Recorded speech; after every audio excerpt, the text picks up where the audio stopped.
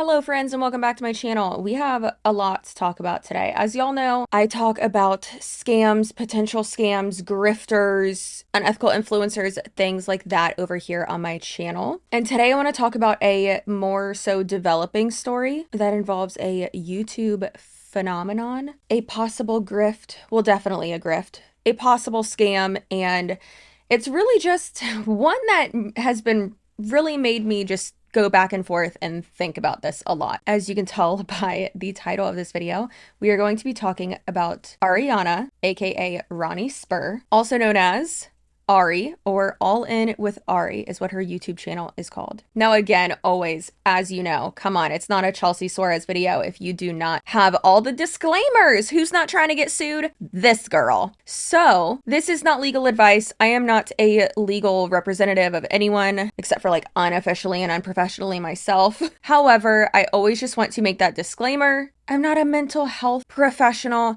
I'm literally just a person with a camera who likes to think that I, think pretty rationally and can investigate things on the internet, maybe spread awareness and just put information out there, facts out there, obviously give you my opinion as well, differentiate the two, but so that you can, come to your own conclusion. Hopefully, in a rational manner. We keep it spicy. That sign says stay spicy, not stay sploy. Maybe if I turn it down for like a minute. Let's see. What about 10%? There you go. Now it looks like it says stay spicy. Oh my God, life change. And also, y'all know I'm really all about like kind of debunking misinformation. And there is so much misinformation and just not intelligent arguments going on in regards to this topic. So as I said, we're going to be going over All In with Ari. She is a new YouTuber who has just come onto the scene with full force, and she was in everyone's recommended box. Now, Ari, or Ariana, is a 32-year-old YouTuber, 32-year-old young woman who lives in California. But more importantly, like I said, she is the latest YouTube sensation who is having their viral moment. Thanks to the very mysterious and almighty YouTube algorithm, the first video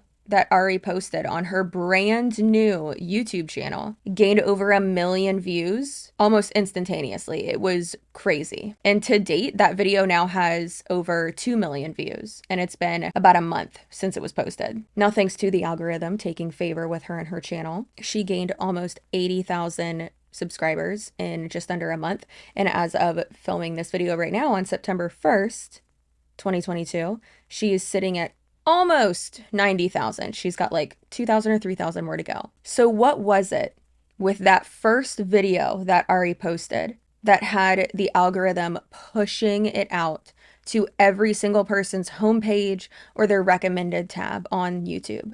The video in question was posted on July 23rd, 2020, and is titled Living in My Car, Homeless in California, First Vlog, accompanied by the hashtags Invisible People, Homeless, Staying Positive, God is Good, California, Homeless Awareness, Changes Car Life, First Vlog. Now, in this video, she talks about how she's living in her car in Southern California. She talks about how she does have a job, what she eats, how she cooks, what she has in her car. Strip away everything else of the controversy. It's pretty impressive to me seeing a new YouTuber posting that much and being so consistent with it. So she's posted shorts, stories, and fully edited videos on her YouTube channel. And of course, yes, they are all about being homeless, living in her car, living in California, updates here and there, but ultimately living in her car, being homeless in California. Now, it's no secret that being a YouTuber can be an amazing job. It can be very rewarding, very fulfilling. It can bring you crazy, amazing opportunities, even fame, a lot of fans, a lot of recognition, and a lot of money. As a full-time YouTuber myself, and I've only been doing it full-time for a year and a half, yet I've, been doing YouTube consistently for 6 years, but I can confirm it's very rewarding. It is an amazing job for sure. I can also confirm that on the flip side of that, there is a dark side to it. With views, with that attention, with that recognition comes parasocial relationships, not only, on the positive side where, people have your back and you have, a fan base and, people you recognize and, inside jokes with your channel, and it's just awesome. But also people who think that they're entitled to answers, people that dig into your life, trolls, people who make ridiculous videos about you that have no truth to them, And not all constructive feedback, not all opinion pieces are trolls, not all opinion pieces are hate pieces. Let's acknowledge that.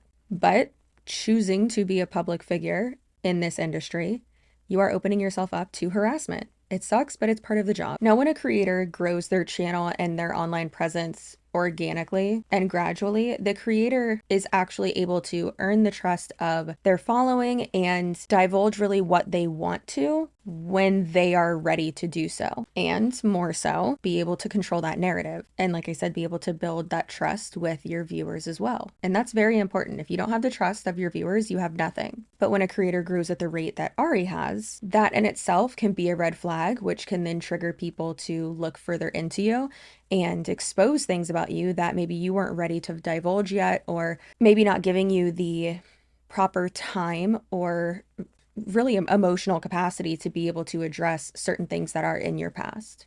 Especially when you are a lifestyle creator and your content is about your life specifically and your journey specifically, and you're sharing those details of your life and you're monetizing those details of your life, many viewers might have the belief that they are entitled to knowing more about your life or digging more into that. Now, it didn't take long for people to start questioning what Ari was saying in her videos and questioning her life and the validity of her story and even her past as well. And along with that, calling her a scammer. The timeline of which all of this happened was so quick, it's wild. But you know what's not wild? The way that Scentbird is reimagining the way that people discover, shop for, and even purchase new fragrances. How about that segue? I know, they get better and better. So let's take a quick second and talk about the sponsor of this video, which is Scentbird. Thank you so much to Scentbird for sponsoring this video and my channel consistently. I do appreciate you so much.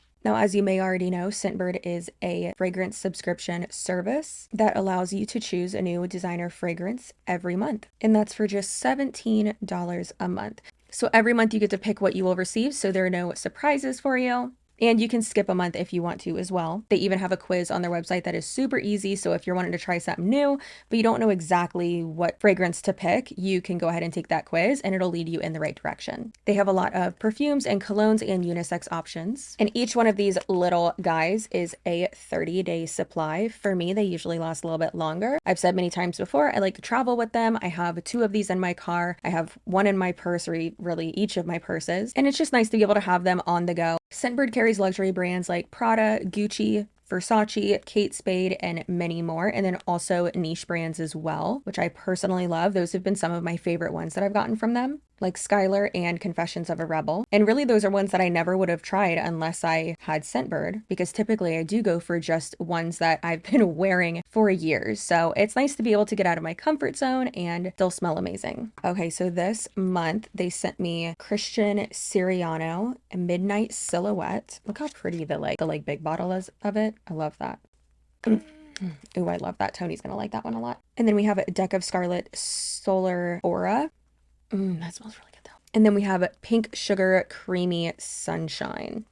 Oh, wow. So my favorite one this time is the Christian Siriano Silhouette. So make sure you use my code Suarez2. That is my last name, Suarez2, Suarez, the number 2 at checkout, so that you can get 55% off your first month with Scentbird. I'll have that linked down below in the description box, in the pinned comment, and also on the screen right here or up here, whichever one looks better. And then that means that you would only be paying $7 for your first month, and that is available in the US and Canada. Thank you again, Scentbird, for sponsoring this video. Appreciate and love you so much. And also I appreciate you guys supporting my sponsors.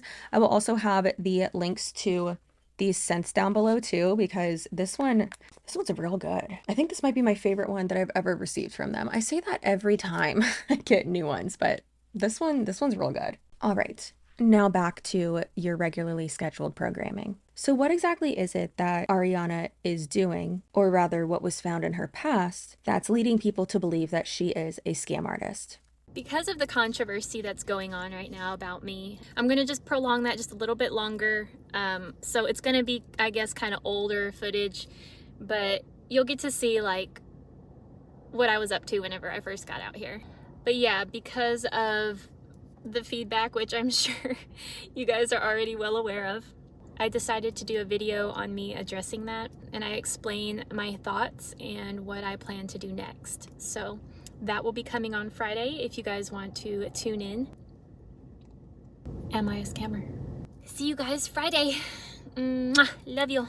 Per Ariana's own retelling of her life story, she was born in California, and at the age of 2 years old, she was adopted by an older couple who lived in Arkansas. Now, that older couple was actually her grandparents. Her name back then was Ronnie Ann Spur. She was named after her adoptive father, whose name is Ronald, and Ronnie is an androgynous name, meaning that it can be used by a person of any sex, just like the names Blake, Ashley, and don't come at me and say that Ashley's not an androgynous name, because it is. I know multiple people with the name Ashley, and they are men. But going further, Chris, Charlie, Skylar, Blair, Dylan, Hunter, and many others, obviously. Ari's adopted father, Ronald Spur, like I said, is her biological grandfather.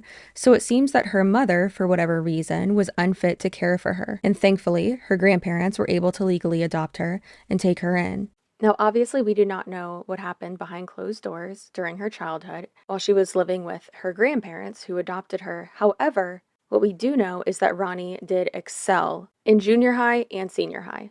She was very involved in school activities. In 6th grade, she received academic awards for being on honor roll, winning spelling bees, having perfect attendance, winning a mathathon. And even in 7th grade, it seems like she continued to be the spelling bee champ, continued her perfect attendance, was still on the honor roll, and even won awards for her work in the junior high studio art. She was also in art club, the Junior Honors Society, the media club. In 7th grade, she was also in the art club, the Junior Honors Society, the media club as well, and in 8th grade, her honor roll streak continued. She remained in the Junior Honors Society. She had an interest in softball and actually became the softball team's manager. And the next year in 9th grade, she joined the softball team, continued to be in the Junior Honors Society, was on homecoming court, was a part of the FCCLA, won Best Dressed, was in the Spanish club, and student council as well. And then in 10th grade, she was also on the tennis team and a part of the Spanish club as well. From what I've seen, it looks like Ronnie did excel in school. And then it looks like she possibly started to get into trouble or maybe get on the wrong track right before or after she graduated high school. Ronnie had mentioned in one of her videos that she had mugshots out there and that she doesn't look flattering in them, and that she thinks that they were for driving without a license or driving with a suspended license. And she explained a little bit further what those were too.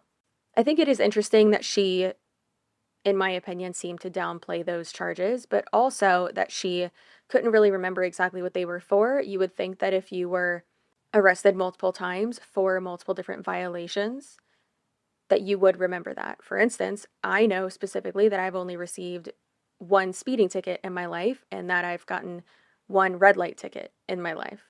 And I remember exactly where I was driving when both those things happened. And we could use the excuse of, okay, well, this happened a decade ago. My examples happened over a decade ago as well. So I don't necessarily think that that's an excuse. And if you're going to say that you are trying to be all in and that you're going to be transparent, I think that you should be transparent and not just half-ass that. Now, this is the part of the video that if you are just listening, you will want to go ahead and watch this next part.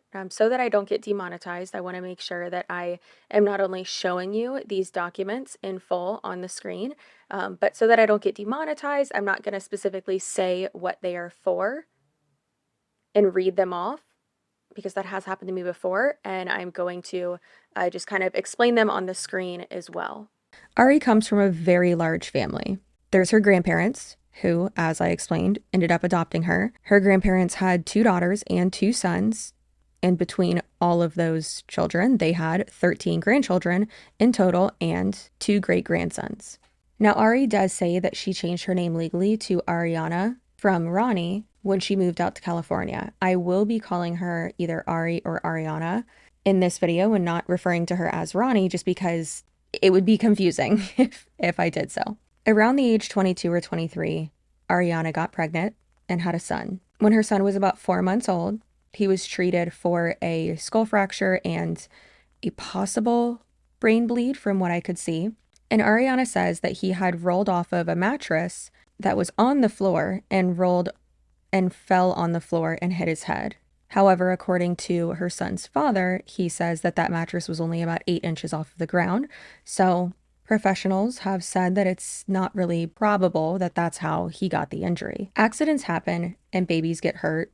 It's inevitable. It's going to happen. But if it happens over and over again, and you are someone who does seem pretty neglectful, that's not just an accident, that's child neglect and child endangerment. Now, that's not the only thing that people found out about Ronnie's past. There's also quite a bit more, and I'm going to go ahead and show that on the screen. She does have numerous arrest records, multiple mugshots as well. Per court documents, she has allegedly threatened to unalive herself multiple times, even had an attempt at that, and then also had altercations with her adoptive mother where she threatens violence against her. Her own father even alleged that there were many times where she would just leave her son with them and not come back to the house for days, and they would never know where she was, and she wouldn't even tell them that she was leaving. After the alleged accident where her son was injured, her son's father filed the appropriate paperwork to make sure that he was able to get custody right away. And then Ariana was able to have scheduled and supervised visitation with him, and it was only for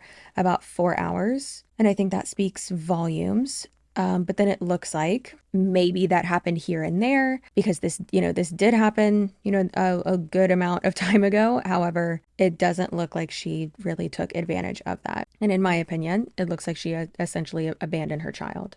From what it sounds like, of course, this is just speculation in my opinion, but from what it sounds like she didn't really want to be a mother anyways. Doesn't make it right. I'm just saying. Now, there is a channel called Like and Legion who posted on his YouTube channel, I believe last week it may have been, and he in a video claims that he actually spoke with the son's father. So like I said, allegedly he did talk to him, and this YouTuber claims that the son's father told him that Ariana is, he said, a gold digger, and says that all she cares about is money and herself, and that she's entitled and lazy. And if anything gets, too hard for her, then she just quits, and all she cares about is money. He did further go on to claim that the father was saying that he did want to press charges against Ariana, for child abuse, basically, for allegedly abusing his son. However, there wasn't sufficient evidence enough to carry out those charges. In that video that Like and Legion posted, he also claims that the son's father was saying that Ari is actually lying about the abusive boyfriend and abusive relationship that she claims that she was in. And,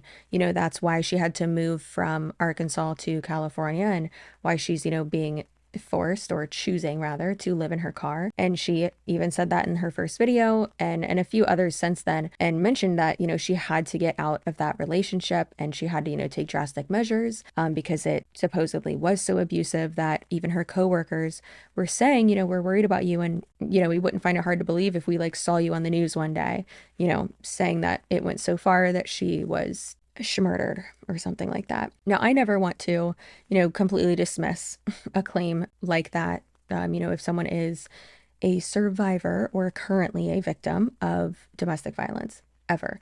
I've been in that situation, and everything can seem perfect from the outside, or just okay from the outside, and it sucks when people don't believe you. I completely understand that. However, I think we also need to understand that when someone isn't necessarily the most reliable narrator, I think it is just important to, not 100% believe everything that they say. And it is healthy to have a little bit of speculation all the time, right? Unless you see cold, hard fact. That's just how I am. I'm very black and white with that. Again, I'm not saying victimize someone, shame them, call them a liar. Don't do any of that. I mean, sure, support them, be nice to them, comfort them, make sure that they're safe, but a little bit of a skeptical mind is healthy. But yes, the son's father says that the guy that she was with was a great guy, and that she's lying about all of that. Again, we don't know.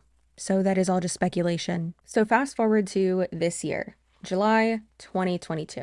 Now, like I said, Ariana says that she moved all the way out to California in her car because she was trying to get away from a domestic violence situation. Again, if that is true, good for her for getting away from it. That's wonderful. I can understand the want, the need to not only feel safe, but also to start over and start fresh. And there have been arguments of, oh, if you're trying to, hide and stay safe from, a abusive ex, why have you made yourself a public figure and put yourself on the internet, and also like posted where you live now and what your new name is and things like that. And to play devil's advocate here, just because you are trying to start fresh and get away from a situation doesn't mean that necessarily you're hiding from that situation. So just keep that in mind. Now, the consensus across the internet seems to be that All In With Ari is a scammer because she is homeless by choice. She had her PayPal and Cash App in her description box, along with a Patreon membership where viewers could directly give her money. Now, usually with a Patreon membership, you are paying for extra content, for more access to someone. It's just the same as with YouTube memberships. For instance, my YouTube members get access to my Discord. They get access to members only videos, sometimes early access to videos. Some people don't offer anything extra. And listen, if you are very transparent with that, then okay. That's fine. If people know what they are getting and you set the proper expectations, then it doesn't matter. If they know that they're getting nothing in return by giving you money, then that's not a scam. That's okay. Now, if people are donating willingly to you because you are homeless and they want to help you, then okay. As long as obviously you have already said, like, yes, I am homeless by choice. And she did. She said that in her first video. So I just wanted to, put that out there as well. It is pretty wild that Ari has been able to quit her job within not even a month of doing YouTube. It's unheard of. It's absolutely unheard of to be able to start a channel, post one video, post a few others, have it go so well and gain so many subscribers so quickly that you're able to quit your full-time job. It took me 6 years to do that. Like I said, take everything else out of it, look at just the analytics. Any YouTuber is going to be impressed by that. That's crazy. Now, I do want to just take a quick second and address some of like the really just not rational rumors and silly things that I have seen. I did see that people were saying that she was lying about having a child and saying that she is a transgender woman, meaning that she was born a man and transitioned into a woman. So therefore, she could not have a kid. Like, she's lying about that. And the reason why some people came to that conclusion was because her name is Ronnie, or her birth name was Ronnie. Like, have y'all never heard of androgynous names? Come on, come on. There's another YouTuber that I was watching. I think his name's Scott something. I'll put him in the description box below too.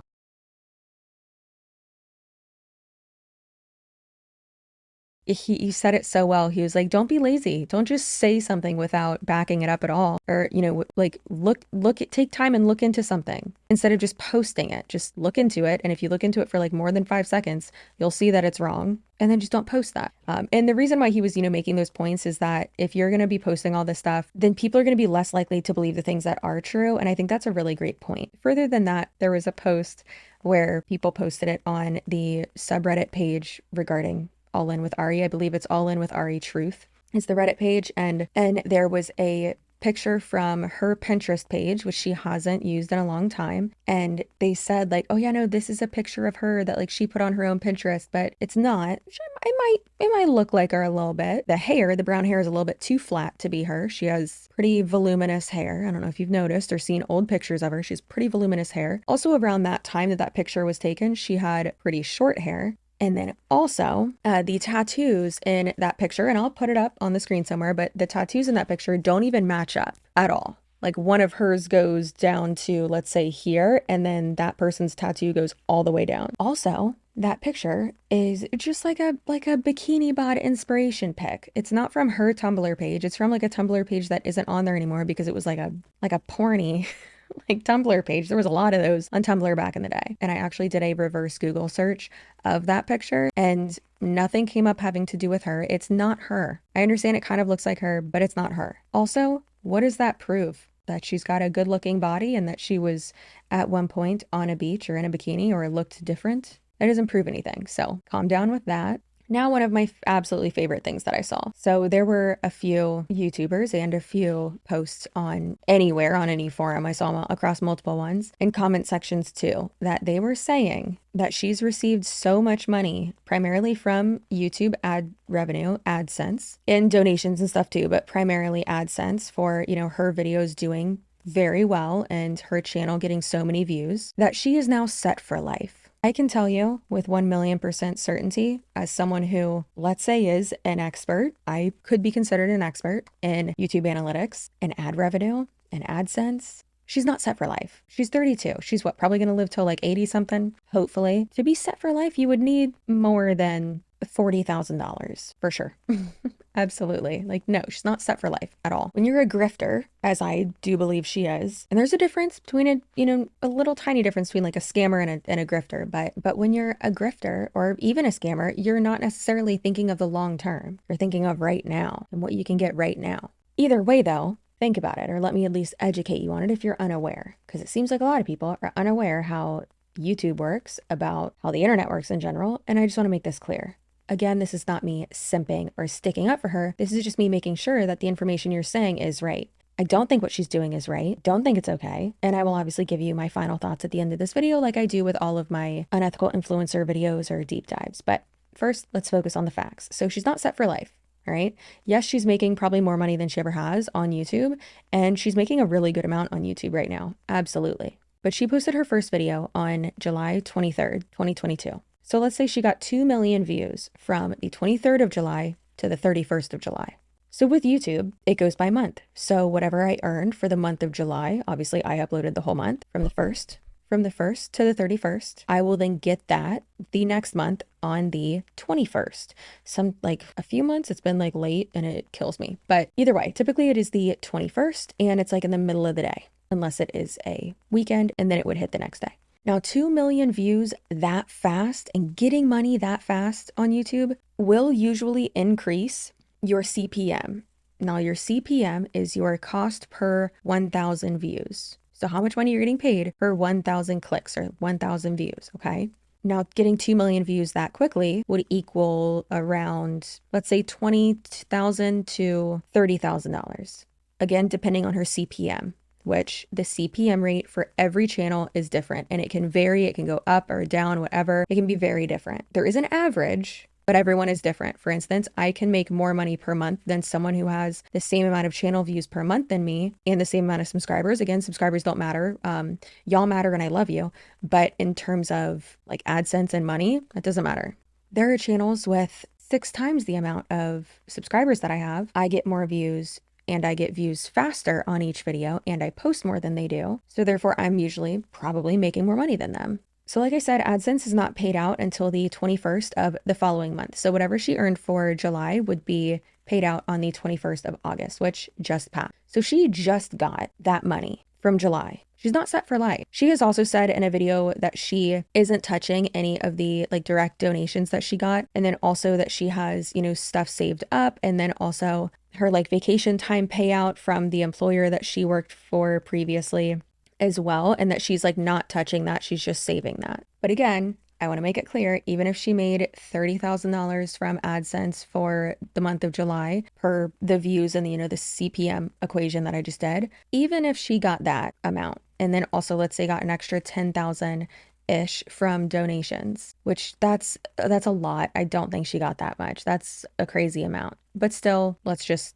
say that. So that's $40,000. Again, $40,000 is not set for life, especially when you factor in the fact that she lives in California and that she's going to have to pay a buttload in taxes from that money, from any money that she earns actually, but especially when you are not a W-2 employee, when you are self-employed, when you are a 1099 contracted employee, which is what YouTubers are, you are going to have to pay a lot more, which I can most likely guarantee you that she doesn't have an LLC set up for her YouTube channel yet. She possibly should, depends. And either way, unless she structures it as an S corporation instead of a sole proprietorship, she's still going to be paying a lot of money out of pocket for taxes. Now, there was also speculation, again, continuing with the debunking, there was also speculation that she was a felon, she's a criminal, which yeah, she's a past criminal. I mean, she has misdemeanors. She didn't have any felony charges from what I have seen. More may come out, who knows? But as of right now, from what I saw, there were no felony charges. Now, people are saying that she is a felon because not paying child support is a felony.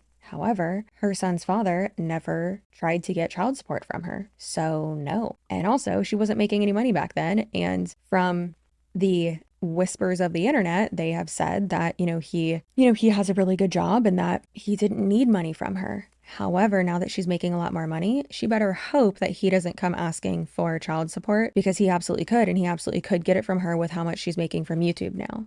for sure. Another thing that I was saying that people were absolutely not happy with, which I can agree kind of, is that it doesn't seem like she's very smart with financial planning. For instance, she was going to Starbucks quite often. That can be expensive, especially if you're living in your car and trying to save money. And then also sleeping at like luxury hotels. I don't know how often she was doing that. Obviously, I'm not living with her in her car, so I don't know. And it does seem pretty distasteful to do that. And then also a few things that she had said regarding, going to like the Mercedes dealership to look at and try to buy a Brenner van there so that she can like live the van life. I definitely do think it was like a little bit distasteful, just the way she was acting afterwards when she was like, oh, they don't have any brand new ones, like they were all used ones. And it's like, okay, girl, like isn't that better than living in your car? Like what why do you want a brand new one? Like that's gonna be more expensive for you. Again, not good financial planning. And I do agree. I think it's very distasteful and kind of shows like the mask slipping off a little bit here and there, especially when you're basically cosplaying as a homeless individual in California and doing this by choice and monetizing it. Again, there's nothing wrong with monetizing your life and monetizing your struggles on YouTube, but there's a more like tasteful way to go about it. And I don't mean a way that's more appealing, wrapped up in a pretty bow for the viewer, because I do think that's why she has gained such a following, because it's like, oh my God, she's homeless, but look at her, she's beautiful and like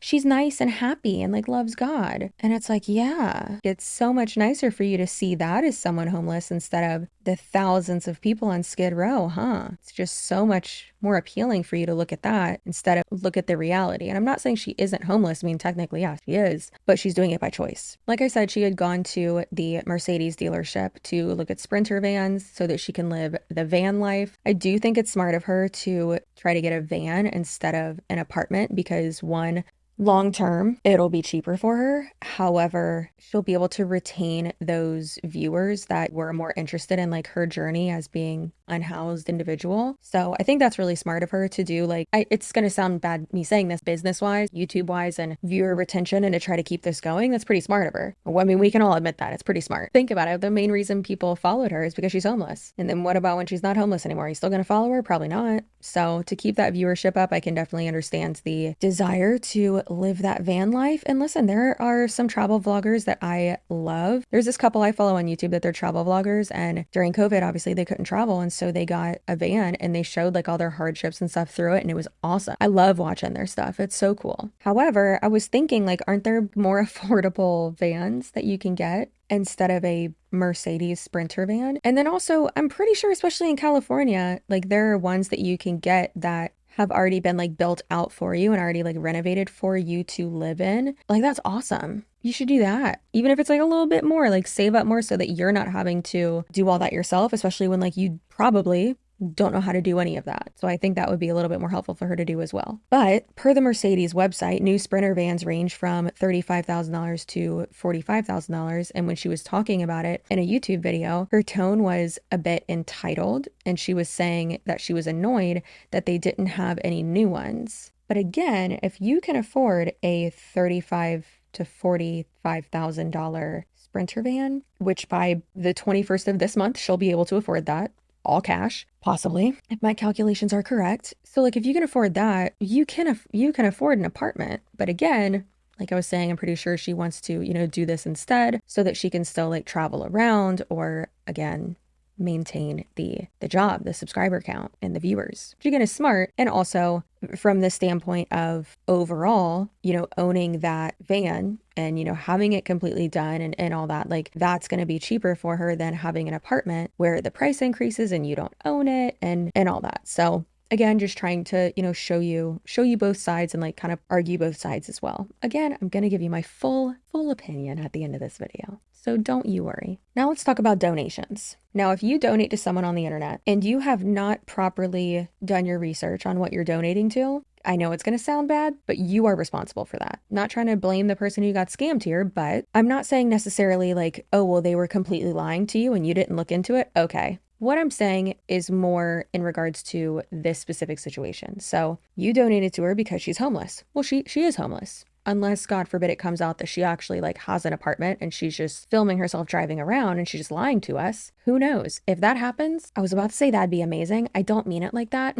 I mean like that would be fascinating. That'd be awful, obviously, but like Wow, what? So, what I really mean is think about it this way. Why did you donate? Okay, because she is homeless, right? Well, she is, yeah, by choice. She also said that she's homeless by choice, but yeah, by choice, she's homeless. You donated to her. Okay. But now that you're finding out like stuff from her past that's making you like question it, now you feel like you got scammed. Like her past doesn't change that she is still homeless. So, really, you didn't really get scammed. You just now know more that maybe changes your opinion of the person that maybe now you wish that you wouldn't have donated to her. And also, I don't think it's 100% deceitful for her not to divulge every little aspect of her past and all the things that she's not proud of. Now, she said that she wasn't ready to talk about certain things and that she eventually was going to. And then, she's done these damage control videos pretty quickly. I mean, good God, the girl's been on YouTube for a little bit over a month, and now she's already doing like damage control videos, which is not a good sign. But it is because she has grown so quickly, and that's what can happen when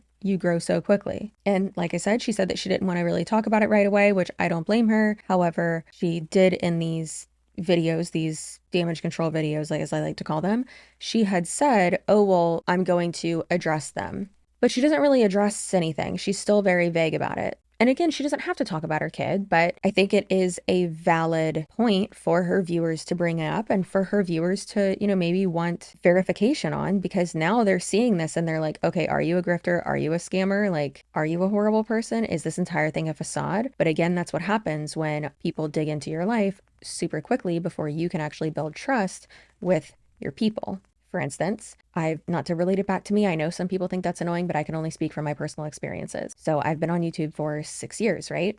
It's almost exactly 6 years. In 16 days, it'll be 6 years. And I've, built up enough of a online presence, enough of a trust with my people that if there are hate videos made about me, which there have been, or let's call them opinion pieces made about me, where sure, there are some that are valid. They don't like me for this reason. Okay, great. If there is constructive feedback there and I talk to, my people about it and they think, hey, yeah, you could do better at that, then okay, I'll implement it. And I actually have, with a few select things here and there. And then there's other things that make no sense. People just don't like me. I'm not going to change it. They can go after themselves, right? I don't care. However, if all of that would have started happening to me after I posted my first video, I don't think I'd have the confidence to handle it like I just said, right? So I think it's important to understand that aspect of it too. There's a lot of people, piling on her and looking deeper into her content and all that. I don't think she was ready to talk about it. Who knows if she ever would have. I don't think she really maybe would have. I don't think that she's handling it the best way. And I think she's maybe just like glossing over it and hoping that it will dissipate. But it doesn't really seem like it's going to, because she's still getting really good views on her channel and she's still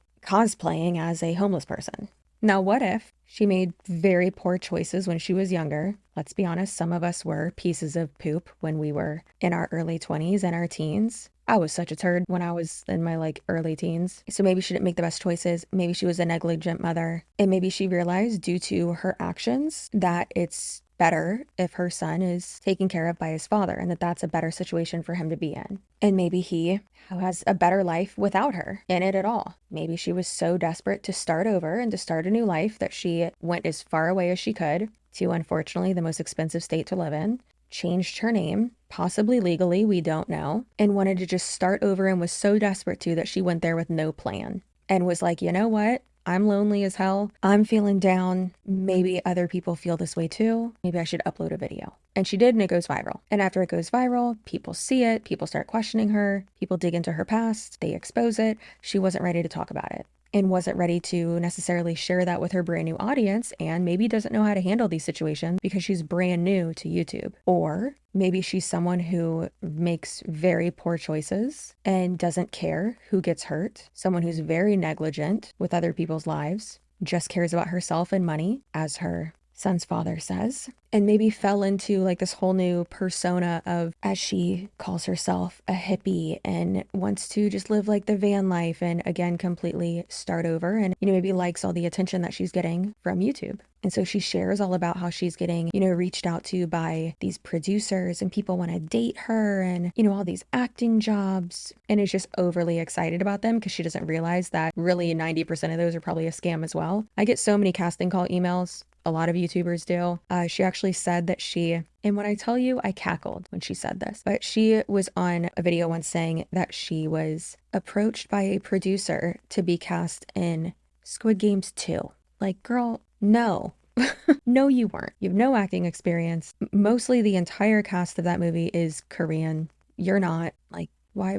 It made no sense. But there have been scams before. I have almost been scammed by, I've been lied to and almost actually like fully scammed by a producer along with 3 other creators that I'm sure y'all know. But there have been so many times where people have reached out and I'm like, this seems fishy. And then I look into it more and what do you know? It's a scam. There's a lot of those. And when you are naive, as it seems that she is, when you are inexperienced, as she clearly is, you can get excited and fall for these things. And I really hope that she educates herself a little bit and doesn't get scammed, which she most likely will be taken advantage of. Which, you know what? Some people may see that as karma. One thing that I thought was very interesting is that even in one of her first videos, I believe it was in one of her first one or two, I think it was her first one because I remember her speaking like a little bit more like mousy. She had said that even though she, she didn't have rent, that it was super expensive to live in California. And I had to like kind of check myself because I was like, wait, is it just mean that I thought, what do you mean expensive to live in California? You live in your car. Not only are you homeless by choice, but you are living in the most expensive state in the US by choice. Like you got yourself into this. Like why, how do you not see that? And I'm not saying she doesn't have bills. I understand bills can still be expensive. You don't have rent, which is usually the most expensive. You may have a car payment, you may have car insurance, a phone bill.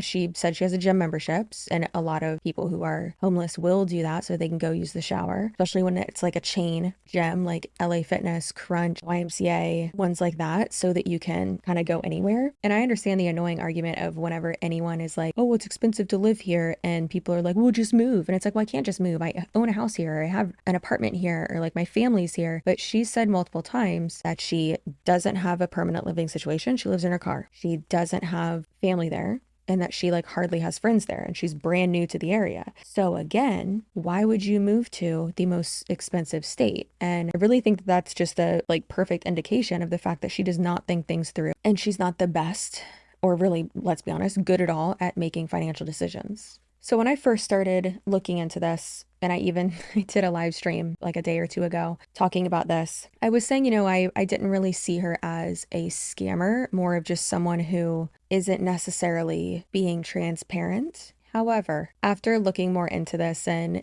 seeing the documents and all that, and watching more of her content, more than once. I have watched, multiple of her videos, like maybe 3 or 4 times at this point, noticing a few things that she'll say here and there that really just give me the indication that I do think that she's a grifter. I even have in my script right here, I don't necessarily think that she's a scammer, but I would like to use the word grifter instead, because when you call someone a scammer, and I think that word is being really thrown around here, technically she's not like scamming people financially. I mean, with the information that we have, right? I mean, again, if she's actually not living in her car, then okay, then yeah, hell yeah, she's a scammer. But I think that she is not being, yes, 100% truthful about like her past and who she is. However, if people are, knowingly and voluntarily donating to her because she is homeless and they want to help her, I mean, she is homeless. So technically that's not a scam. And of course, there's people who, in her comment section or others that are like, oh, well, she's like living off of other people's money. And it's like, well, that doesn't even make sense because, I mean, technically, again, unless more information comes out, she's not like scamming them for that money. Like it's pretty like cut and dry, transparent. Like, okay, if you want to donate, then sure, do it. But if not, then don't. So I just found that interesting, but I do think she's a grifter, and I don't think that she makes good choices, and I think that she's selfish and entitled. I think why people are calling her a scammer is because they're being presented this beautiful girl isn't like really wearing any makeup, and she just looks naturally beautiful, and she's peppy and bubbly and happy, which is like the opposite of me, but I'm obnoxiously happy. She talks about how much she loves Jesus. She has been through a hard time. Wears her like thing to cover up her scars. She speaks in this sweet little voice, and she's going through a really hard time. But then when you find out about her past, it paints a really different picture. And I'm not saying that people can't make mistakes in their past. I'm not saying that people can't change. I'm not saying that the person that you were at the worst time in your life is the person you are now, or the person you were 10 years ago is the person you are now, because that's when it seems like all of this happened to her was, or rather all of this was going on in her life, because it didn't necessarily just happen to her, like she was part of it. But I don't think that she handled all of this well at all.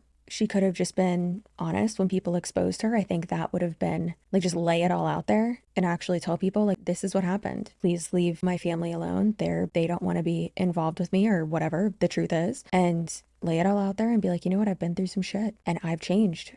And, I found God, and I've, been through this hard time, and I'm trying to better myself. I'm trying to this, I'm trying to do that. Or explaining, like, you realize that due to your life choices and what you were going through, it was probably just better and healthier for you not to be involved in your son's life at that time. But she didn't do that. And the attitude, or really like tone, that I got from how she was addressing all of it, how she was like kind of like laughing about it, was, and listen, I laugh at my past mistakes too. I get it. I have, like, dark humor is how I deal with things a lot. But the vibe that I got from it was that she was like, well, I'm over it, so you should be too. Or like, I'm not that person, so you shouldn't care. It's important to remember, yeah, you've lived through this. You might be over it, but this is brand new information to your subscribers, who became very quickly involved and like dedicated and invested into your story and into your channel and into your life. So this is all new information to them. So you got to let them process it. Now, of all of the arguments that I've seen floating around the interwebs, whether it be on YouTube, in comment sections, on threads on Reddit, on Facebook, on Twitter, anywhere, the only two issues that have been brought up that really are valid points, in my opinion, and of course you can respectfully disagree, this is just my opinion, are that she's cosplaying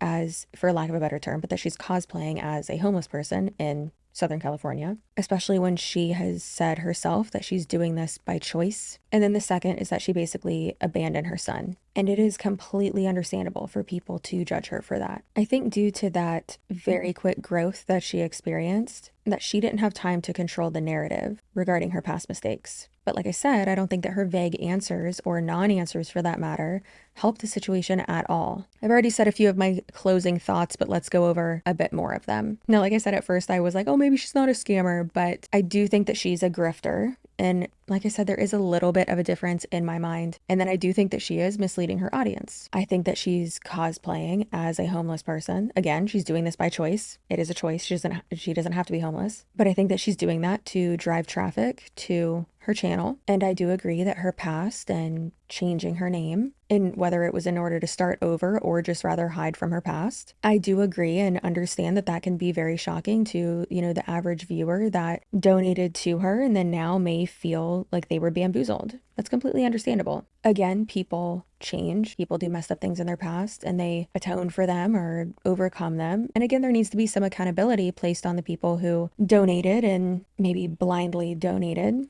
and then are now saying that she scammed them. Because technically, with the information that we have now, she didn't really scam them. And obviously y'all can let me know what you think. I do believe that she is naive, irresponsible, careless, even slightly cringe. And she's someone that made horrible choices and doesn't plan much out. And she possibly wanted to not only have a fresh start, but rather like a whole new life. Like, there's a difference between a fresh start and then just completely trying to have a brand new life and forget the old one. Now, I've learned a lot of lessons in my 31 years. I have definitely lived a Forrest Gump-like life, for sure. If you're a subscriber of mine, a longtime subscriber, or you're in live streams or whatever, you know what I mean. I've lived a lot of lives in my 31 years, and I've learned a lot of very valuable lessons. One of those being, you can't run or hide from your past, especially if you are a public figure. Just because you have come to terms with it, and just because you are over it, doesn't mean other people are. And the past can hurt you, but the way I see it, you can either run from it or learn from it. And yes, I did just quote Rafiki from The Lion King. You're welcome. That monkey's got bars. Now let me know what your thoughts are below. Again, it's okay